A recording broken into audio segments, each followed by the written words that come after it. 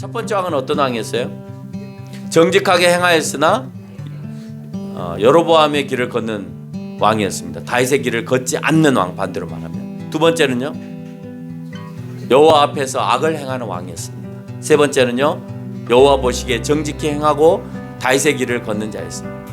북이스라엘과 남유다를 통틀어 솔로몬 이후에 딱 두 번 그 왕을 소개합니다. 둘 다 여호와 보시기에 정직하였고 다윗의 길로 행하였고 말씀에 좌로나 우로나 치우치지 아니하였고 또 우상 숭배를 하지 못하도록 산당을 다 부쉈고 그런 일들을 행함으로 인해서 오늘 그는 정직하게 행하였고 다윗의 길을 걷는 사람이었다 그랬습니다. 여러분, 오늘 히스기야나 요시야 왕을 보면서 와, 대단한 왕이야, 남들이 다 못해내는데 해내는 왕이야가 아니에요. 하나님의 사람은 하나님께서 분부한 이미 당연한 일을 힘들어해서는 안 된다라고 합니다.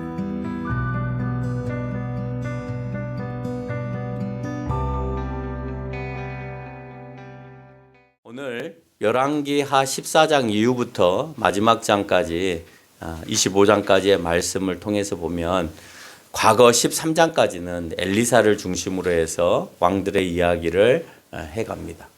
근데 한 인물의 중심이 아닌 오늘 북이스라엘의 여러 왕들과 남유다의 왕들에 관한 이야기처럼 보여집니다.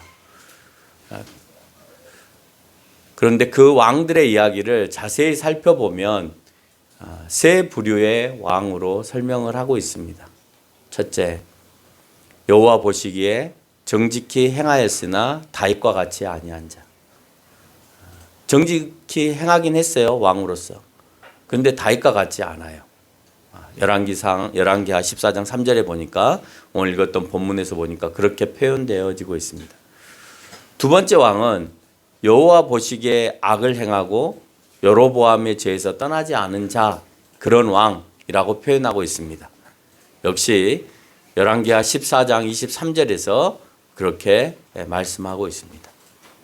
세 번째 왕은 여호와 보시기에 정직히 행하고 다윗의 행위와 같은 자로 표현하면서 열왕기하 18장 3절에서 설명하고 있습니다.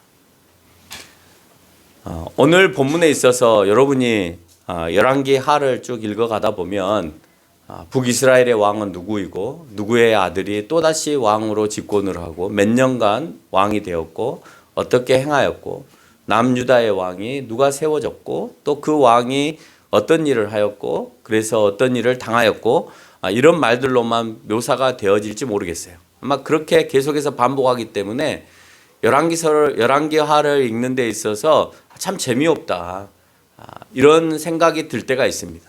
왕이 죽고 또 왕이 세워지고 또다시 그 왕이 세워짐으로 인해서 뭐 하나님 마음에 들었네 안 들었네 이러면서 또 죽고 또 다시 누군가의 반역에 의해서 또 누군가가 세워지고 하는 것으로만 되어진다라고 생각한다면 여러분 성경을 잘못 읽은 거예요.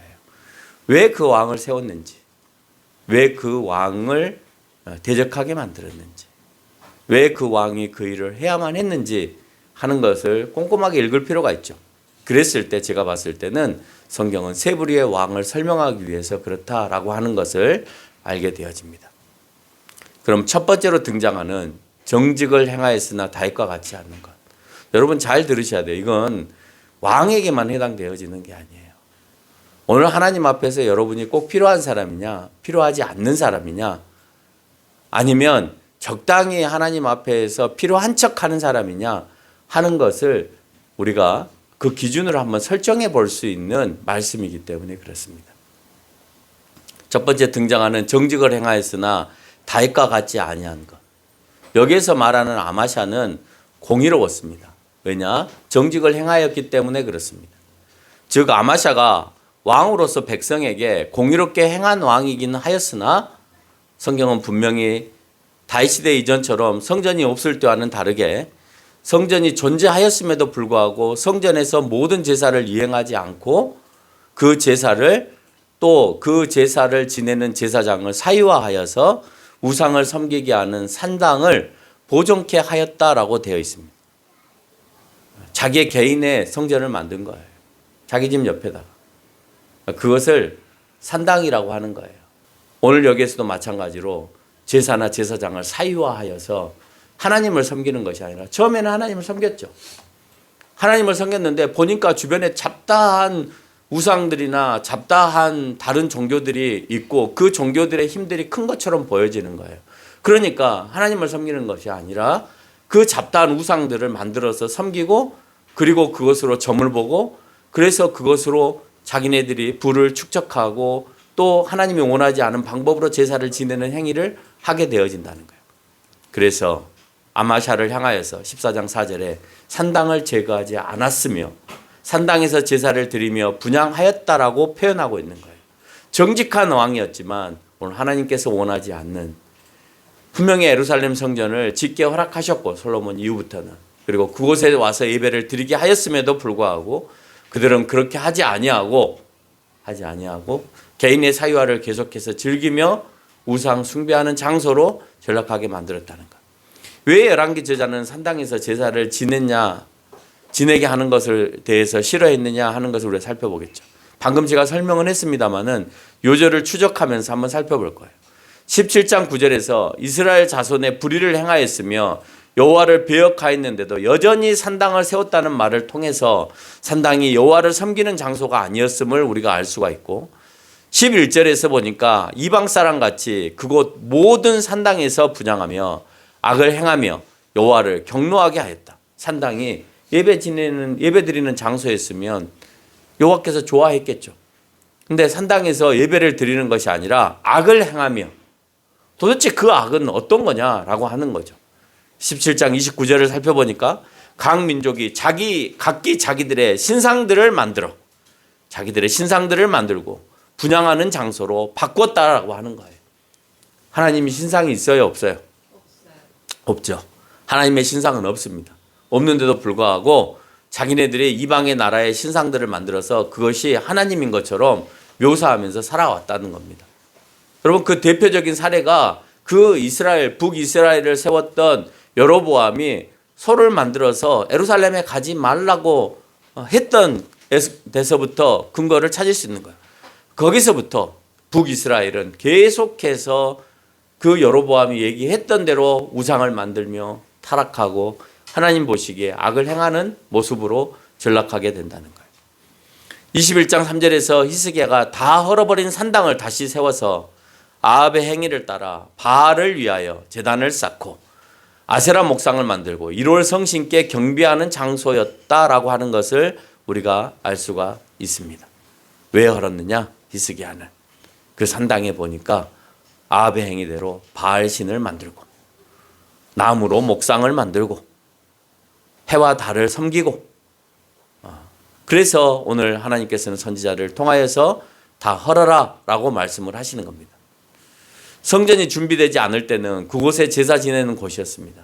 그래서 사무엘서를 보면 사무엘도 산당에 올라가서 제사를 지냅니다. 그러나 솔로몬 이후부터는 예루살렘 성전을 하나님께서 허락하셨기 때문에 산당에서 예배를 지내는 것이 아니고 예루살렘 성전에 와서 예배를 지내게 하고 있다라고 하는 것입니다. 그것이 개인 소유가 되어지면서 개인이 원하는 방식과 개인의 성향에 맞는 잡신을 섬기고 점을 보는 그리고 성적으로 타락하는 그런 장소로 쓰임을 받게 되어졌다라고 하는 겁니다. 왕으로서 공교롭게 정치를 잘하였다 하더라도 다윗과 같지 않는 왕. 우리가 아무리 인품이 좋고 세상에서 좋은 엄마, 좋은 아빠, 좋은 직장인이라 하더라도 하나님 앞에 50%는 탈락할 수 있는 거예요. 오늘 여기에서 정직히 행하였지만 하나님 마음에 안 드시는 거예요. 왜? 예배의 진정성이 없기 때문에 그래요. 네가 내 앞에서 온전한 예배를 드리지 않고 있다라고 하는 거예요.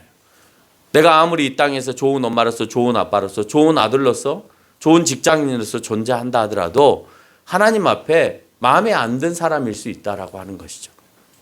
그래서 오늘 이 사람들은 무속신앙과 세상에서 자기에게 힘을 주는 것들을 의지하고 받아들이면서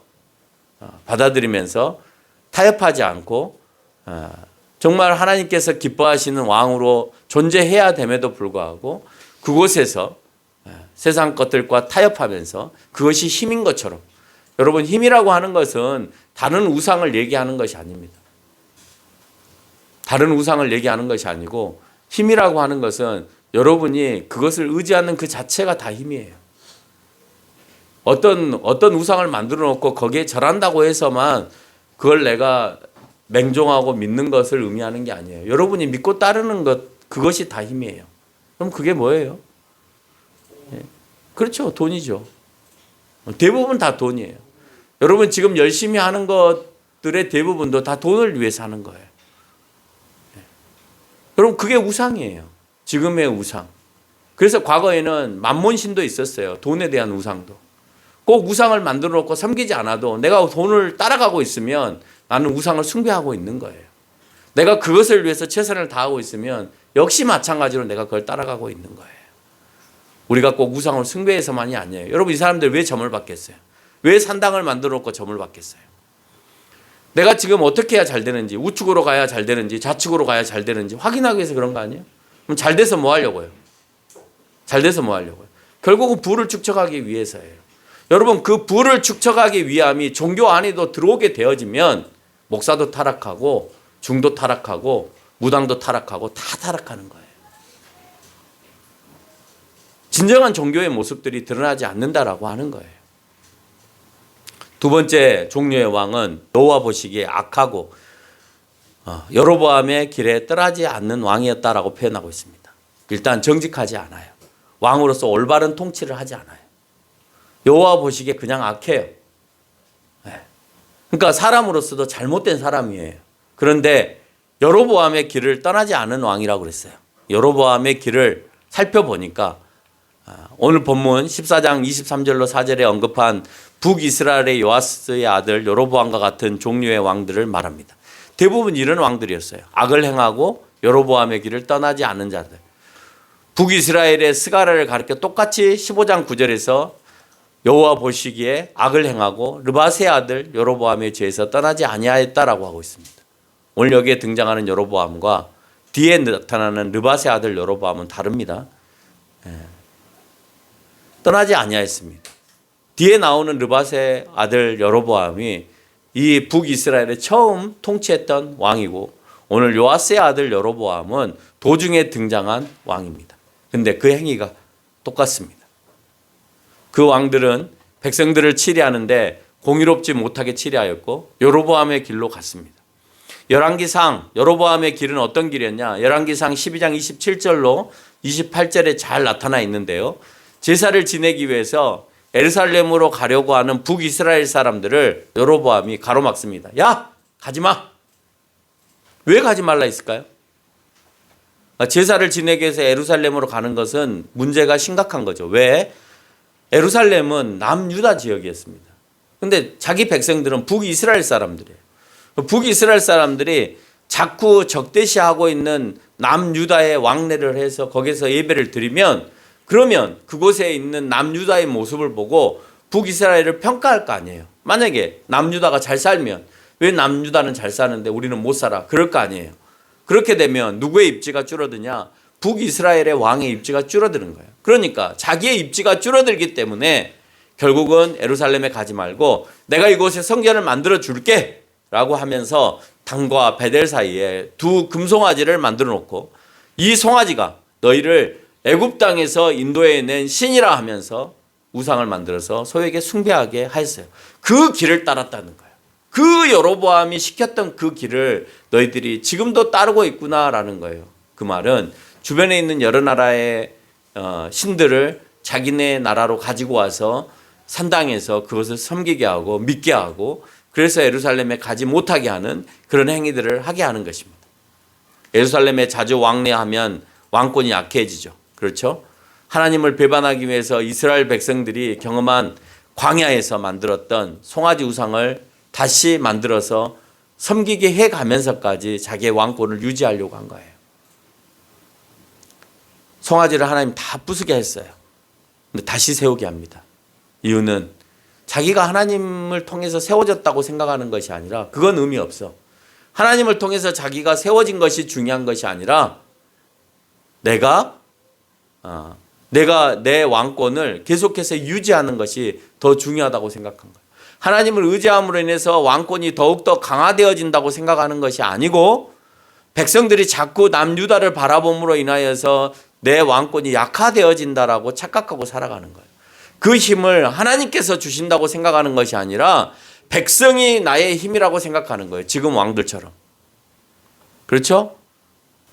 국민이 대통령을 세웁니다. 내리기도 하고. 누가 보면 국민이 그렇게 하는 것처럼 보여지죠. 그러나 모든 우주 만물을 하나님께서 통치하고 계시고 그 가운데 역사하고 계시다고 생각하면 적어도 믿는 사람들이라면, 믿는 정치인이라면 국민을 바라보는 것이 아니라 국민에게도 해야 되죠. 왜? 정직한 왕도 필요하기 때문에. 국민을 향하여서 정직한 국회의원이 돼야 되지만 더 중요한 것은 국민의 눈치를 보는 것이 아니라 하나님 앞에 잘하고 있으면 국민들도 그 정치인을 좋게 생각하는 겁니다. 그러지 않겠어요? 하나님께 내가 최선을 다해서 살아갔는데 어떻게 백성들한테 함부로 대해요? 하나님께서 함부로 대하라고 하지 않으셨는데 어떻게 함부로 대하냐고. 하나님께 최선을 다해서 사는 사람은 윤리적으로도 또 오늘 여기서 말하는 정직한 왕의 모습으로도 얼마든지 살아갈 수 있다라고 하는 거예요. 그 나라의 흥망성쇠를 자기들이 믿고 있는 신들이 한다라는 생각은 이스라엘 사람들이나 고대 근동에 있는 모든 사람들이 한결같았어요. 누가 전쟁에서 이기겠냐? 우리 신이.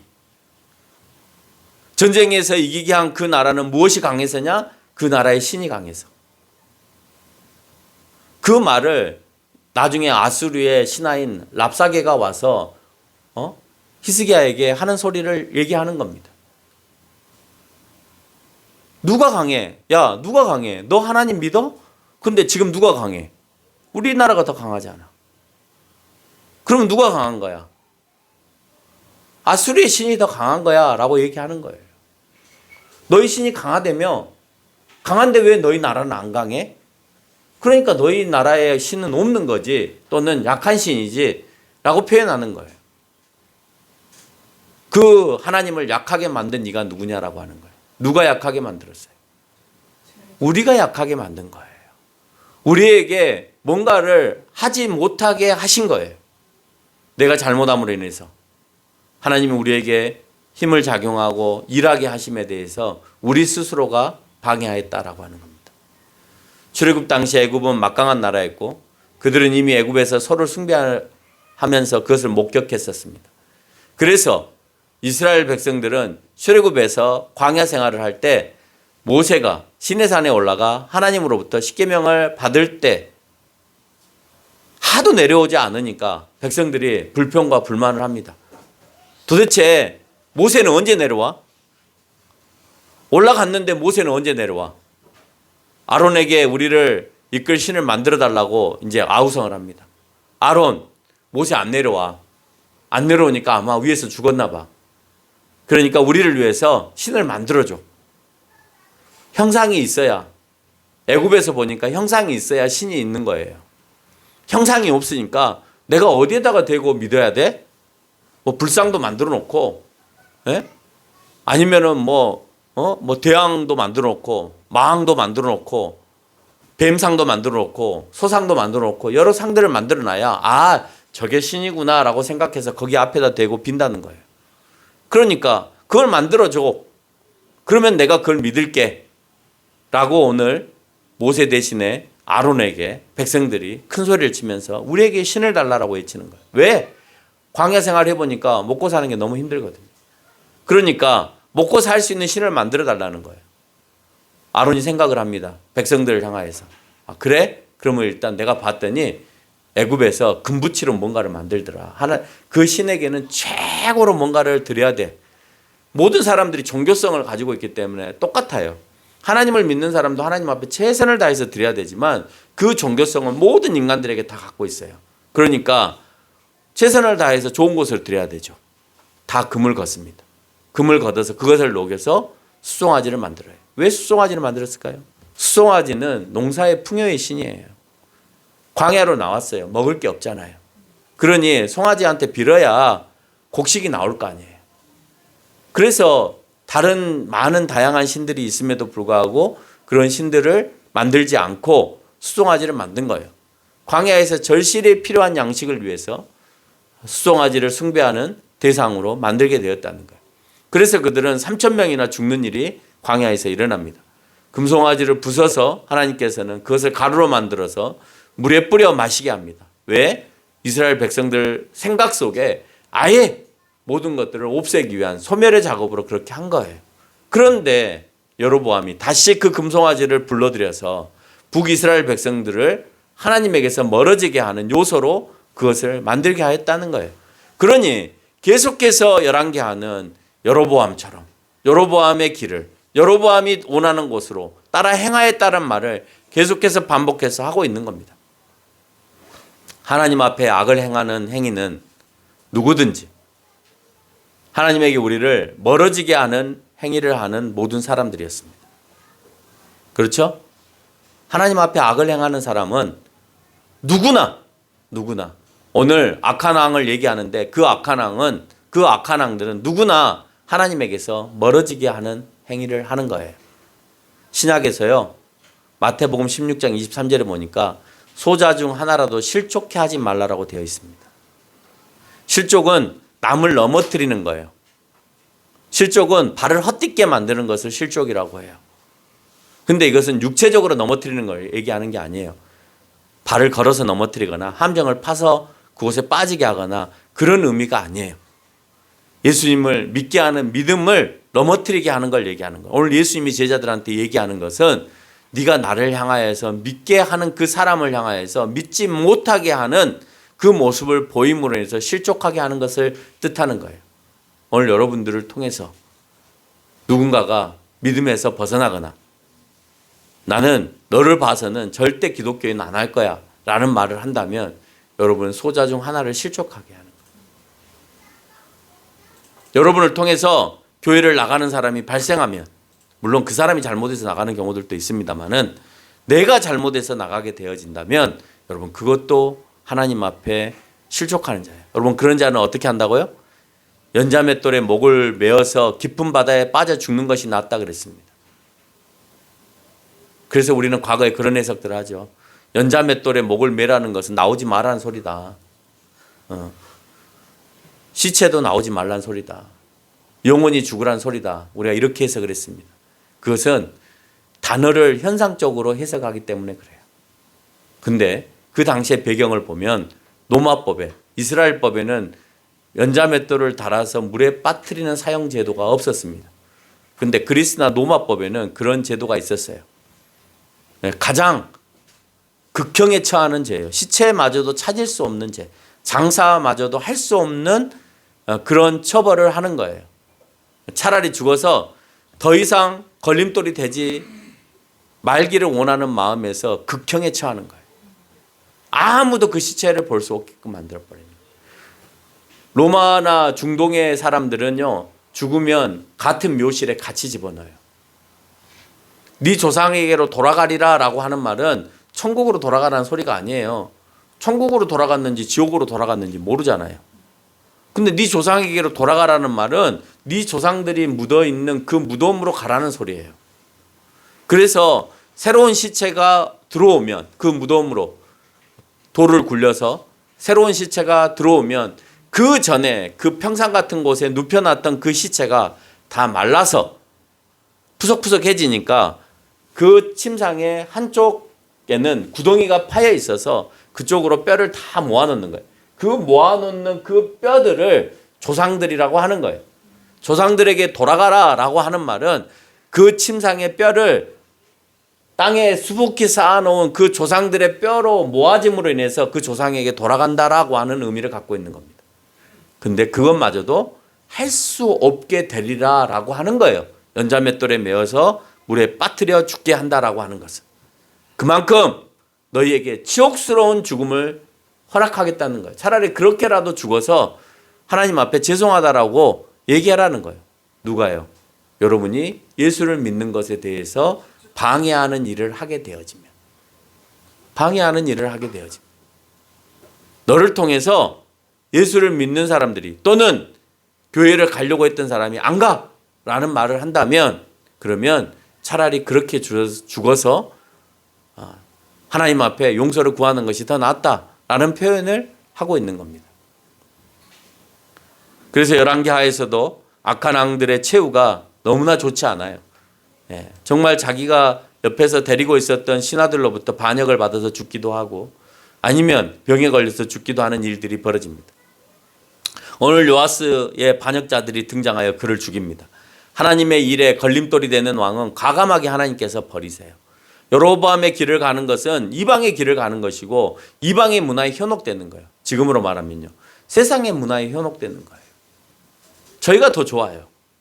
저 모습을 보고 내가 가고 싶은 거예요.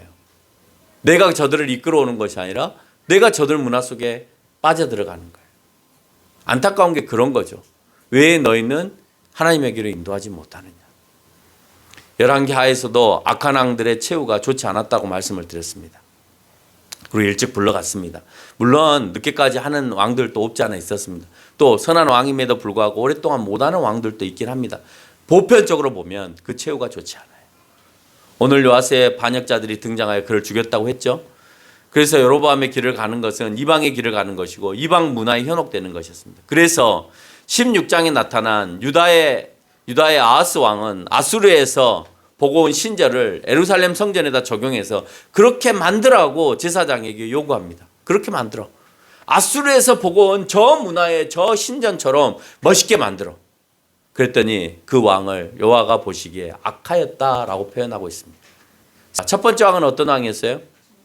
정직하게 행하였으나 여로보암의 길을 걷는 왕이었습니다. 다윗의 길을 걷지 않는 왕, 반대로 말하면. 두 번째는요, 여호와 앞에서 악을 행하는 왕이었습니다. 세 번째는요, 여호와 보시기에 정직히 행하고 다윗의 행위와 같은 자였습니다. 다윗의 길을 걷는 자였습니다. 북이스라엘과 남유다를 통틀어 솔로몬 이후에 딱 두 번 그 왕을 소개합니다. 그 왕이 오늘 18장에서 얘기하고 있는 히스기야였고 21장 이후에 등장하는 요시야의 왕이었습니다. 둘 다 여호와 보시기에 정직하였고 다윗의 길로 행하였고 말씀에 좌로나 우로나 치우치지 아니하였고 또 우상 숭배를 하지 못하도록 산당을 다 부수었고 그런 일들을 행함으로 인해서 오늘 그는 정직하게 행하였고 다윗의 길을 걷는 사람이었다 그랬습니다. 하나님의 사람은 하나님께서 분부한 이미 당연한 일을 힘들어해서는 안 된다라고 하는 거예요.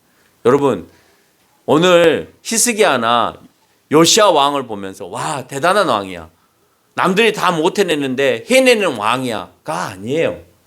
원래는 다 그렇게 해야 되는데 하지 않은 왕들이 질비하게 줄을 서 있다가 이제 그 가운데 그 왕이 생기니까 와, 대단한 왕처럼 보이는 거예요. 그러나 하나님께서는 그런 왕이기를 다 원하는 거예요. 예? 옛날에 정말 목회자다운 목회자들이 수도 없이 많았어요. 근데 요즘에 목회자다운 목회자들 보면 목사님 정말 어떻게 지금 이 시대도 그렇게 사십니까? 라고 표현한다면 당연히 살아야 될 목회자가 이제는 많이 있지 않고 소수만 남아있고 대부분은 다 목회자의 모습으로 살지 않는다는 말이 돼버린 거예요. 목사님도 가정을 갖고 있고 목사님이 해야 될 일이 있고 갖고자 하는 게 있고 사야 될 것이 있는데 왜 그렇게 사세요? 라고 말할 수 있잖아요. 그렇게 안 살아도 되잖아요. 다른 목사님들도 투잡, 쓰리잡 뛰면서 넉넉하게 하고 자기 가족을 위해서 살지 희생하지 않습니다. 똑같습니다. 목회자의 가정이나 여러분의 가정이나 다 똑같습니다. 다 똑같죠. 목회자의 가정이라고 돈 안 들어가나요? 세상에서 다 밥에 먹고 살아야 되고 집 먹고 살아야 되고 똑같죠. 똑같은데 똑같이 살면 돼요? 안 되는데 어떻게 사냐고요. 우리도 밥을 먹어야 되고 집을 얻어 살아야 되고 애들도 키워 살아야 되니까 똑같이 필요한데 똑같이 살면 안 돼요. 얼마나 불공평한 이기적인 발언을 하고 있는 거예요, 여러분들이. 근데 그것을 살아내야 여러분들이 누군가로부터 모범된 모습을 볼 거 아니에요. 그것을 못 살아내기 때문에 왜 목사들이 저래라고 얘기할 거 아니에요. 돈이 앞서게 되어지면 교회는 없는 거죠. 언제부터 교회가 돈으로만 이루어져 갔습니까? 없어도 참고 인내하면서 갈 수 있는 모습들이 있어야 되잖아요. 근데 그런 모습들이 점점 소멸되어지고 가고 있다라고 하는 겁니다. 하나님의 사람은 말씀을 경청합니다. 그래서 나에게 적용하고 그 말씀대로 행합니다. 당연한 것이죠. 특별한 것이 아닙니다. 근데 이 시대에는 특별해져 버렸어요. 당연히 특별히 되어버린 시대가 되어버렸다는 거예요.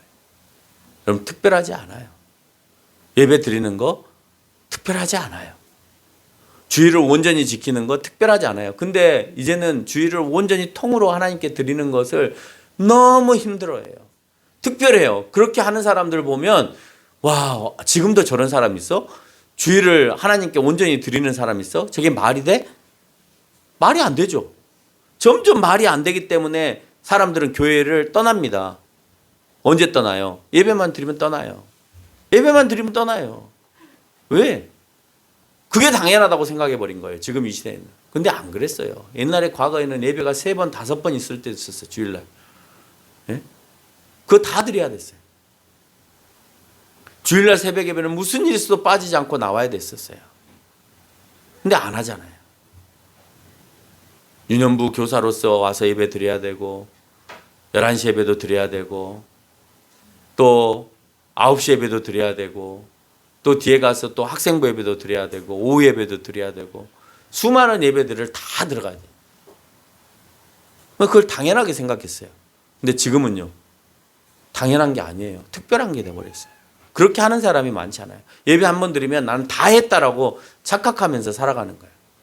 사람이 보기에 정직함이 아니라 속일 수 없는 하나님 보시기에 정직해야 돼요. 내가 사람들 눈에 잘 피해서 정직하게 보이면서 살 수 있을랑은 몰라요. 정직하게 사는 것처럼 보일지 몰라요. 그러나 여러분은 하나님이 보고 있다고 생각하세요. 사람은 순간순간 멀리 떨어져 있어서 보지 않을 수 있죠. 보지 않기 때문에 얼마든지 속일 수 있는 거예요. 그러나 늘 당신들의 옆에서 지켜보고 있는 하나님의 모습을 보면 속일 수가 없죠. 늘 정직해야 되는 거예요. 사람이 옆에 있든지 없든지 간에 그걸 지켜내야 되는 거예요. 안 그러면 사람이 당신들을 혼내는 것이 아니라 하나님께서 여러분들을 혼내는 거예요. 여호와 보시기에 정직함을 가지지 않음으로 인하여서 결국은 혼나는 겁니다. 다윗처럼 여호와만 섬기고 여호와를 위해서 예배하는 사람, 잘못을 범하였을 때 하나님의 소리를 듣는 사람, 그래서 그것을 즉시 행동으로 옮기는 그런 사람이었다는 거예요. 그래서 다윗의 길을 갔다라고 표현하고 있는 거예요. 그렇게 살아도 히스기야처럼 때로는 남사계에게 대적을 당하기도 하고 병에 걸리기도 하고 자신의 것을 다 보여주는 실수를 범하기도 하고 그런 일들도 아무리 히스기야와 같이 좋은 평가를 받았다 하더라도 그렇게 안 좋은 모습들이 자기의 삶 속에 드러나는 거예요. 그래도 정직하고 여호와를 향한 마음이 있으면 그를 하나님께서 건지시더라라고 하는 것을 볼 수 있고 그 가운데 이적과 역사도 일어나는 거고 여러분이 할 수 없는 그 한계를 뛰어넘는 일들도 해내는 겁니다. 결론을 맺겠습니다. 여러분은 정직과 부정직이 부딪힐 때 무엇을 위해서 노력하려고 하세요? 정직을 위해서 하려고 하세요? 부정직을 위해서 하려고 하세요? 과연 그럴까요? 만약에 정직을 하면 내가 수입이나 소득이 적어요. 그래도 내가 정직을 위해서 갈까요? 대부분은 자기의 유익함을 따라서 때로는 눈도 한번 감아주고 좋은 게 좋다고 이번에는 내가 속아주지 하고 넘어가는 게 더 많아요. 사실 그런 것들이 다 부정직이에요. 내가 아이들 집에서도 마찬가지입니다. 내가 아이들에게 최대한 부모는 공평하려고 노력하지만 공평하지 않을 때도 있어요. 때로는 미울 때도 있어요. 그럼 공평하지 않음도 정직하지 않음이에요. 근데 세상에서도 마찬가지죠. 내가 미운 사람이 있죠. 그것도 역시 정직하지 않음이에요. 어떤 사람이든지 간에 죄에 대해서는 우리가 미워할 수 있지만 사람에 대해서는 공평하게 가야 되는데 그렇지 않죠. 죄와 사람은 묶어서 같이 가버리는 거예요. 예배를 통해 말씀을 읽으면서 하나님의 소리를 여러분 들으려고 하세요? 안 들으려고 하시잖아요. 하나님 앞에 정직하지 않은 거예요. 예배 드린 척은 하는데 말씀을 듣고 내가 그 소리에 반응하려고 하지 않아요. 가끔 한번 고개 들어서 목사님 얼굴 봐주면서 한 10번은 고개 숙여서 핸드폰 만지고 있으면 정직하지 않은 거죠. 남을 쳐다볼 필요 없어요. 본인이 하면서 왜 남을 봐요? 나도 하고 있지만 저 사람도 하고 있다는 걸 보여주기 위해서 옆에를 돌아보는 거예요? 그럴 필요 없어요. 소리를 들었을 때 반드시 고칠 수 있어야 그 사람이 정직한 거예요. 그렇지 않다면 우리 역시 악하다고 지명하실 것이고 필요 없다고 하실 것입니다. 우리에게 하나님이 계시지 않는 것처럼 느껴지는 것은 우리가 하나님을 떠나 있기 때문이에요. 오늘 이스라엘 백성들과 또 남유다 사람들이 왜 하나님 우리가 아수르로부터 애굽으로부터 계속해서 침략을 당해야 되고 이 어려움을 당해야 됩니까? 왜 하나님은 내 곁에 계시지 않습니까? 그래서 왜 우리가 아수르의 신을 믿게 하고 그 강하게 보이는 애굽의 신들을 믿게 합니까? 라고 말할지 모르겠지만, 그래서 하나님이 떠나 계시는 것처럼 본인들이 설명할지 모르겠지만, 사실은 그 사람들이 또는 여러분들이 하나님과 멀어지게 하는 악함을 통하여서 하나님을 온전히 섬기지 않음으로 인해서, 그래서 하나님이 수정하라 하는데도 불구하고 고치지 않음으로 인해서 결국 하나님께서 여러분의 곁에 계시지 않는 거예요. 여러분이 하나님 곁을 떠났기 때문에 하나님이 옆에 안 계시는 것이지 하나님께서 여러분 곁을 떠난 것이 아니다라고 하는 거예요. 그러면 하나님이 여러분과 늘 함께 하기를 원한다면 내가 하나님 곁에서 떠나지 않으면 돼요. 이 일을 하나님이 보지 말아주세요 라고 생각되어지는 일을 안 하면 돼요. 근데 그 일을 하면 하나님은 나에게서 멀어지는 거죠. 그러면 나에게 능력은 하나도 발휘되지 않는 것입니다. 정직과 여호와만을 섬기는 것이 당연한데도 지금 이 시대에 특별함으로 되어버렸습니다. 결국 이스라엘 백성이나 남유다의 정직과 하나님을 향한 당연히 섬기는 왕이 존재하지 않음으로 인해서 결국 열왕기 하 21장 14절에는 그나마 남은 자마저도 원수의 손에 넘겨주었다라고 표현하고 있습니다. 남은 자 너희들도 필요 없어. 너희들도 내가 다 원수의 손에 줄 거야.